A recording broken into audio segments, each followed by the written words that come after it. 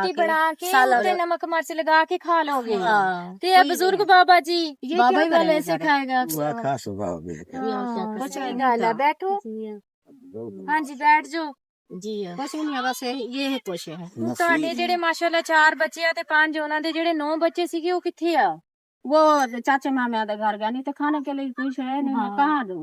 ਹਾਂ कोई ਉਹ चाचे ਤੁਸੀਂ के घर ਇੱਥੇ चले ਬਣਾ गए, ਲਈ ਹੋਈ ਆ। हाँ, कोई चाचे के घर, कोई मामे के घर, जब खा पी के आ जाएंगे। जी ਹੁਣ ਤੁਸੀਂ ਅਲੱਗ-ਅਲੱਗ ਪਕਾਉਂਦੇ ਜੇ ਜਾਂ ਇਕੱਠਾ ਪਕਾਉਂਦੇ ਜੇ? अलग अलग। ਮੈਨੂੰ ਪੁੱਛ ਰਹੇ ਆ ਕਹਿੰਦੀ ਬੀਬੀ ਤੂੰ ਪਕੇਸੇ ਮੈਂ ਪਕਾਵਾਂ। ਮੈਂ ਤਾਂ ਕਹਿੰਦੀ ਬੀਬੀ ਤੁਸੀਂ ਬੈਠੋ ਅੱਜ ਮੈਂ ਪਕਾ ਦੇਵਾਂਗੀ। माशाल्लाह तो ਲੂਣ ਮਿਰਚ ਦਾ ਨਾਂ ਇਹਨਾਂ ਨੇ ਲਿਆ ਨਾ ਰੋਟੀ ਦੇ ਉੱਤੇ ਲਾ ਕੇ ਖਾਣ ਵਾਸਤੇ, ਮੈਨੂੰ ਖੁਦ ਨੂੰ ਭੁੱਖ ਲੱਗ ਗਈ ਆ। ਮੈਨੂੰ ਤਾਂ ਲੱਗਦਾ ਮੈਂ ਦੁਪਹਿਰੇ ਰੋਟੀ नहीं खाती हूँ।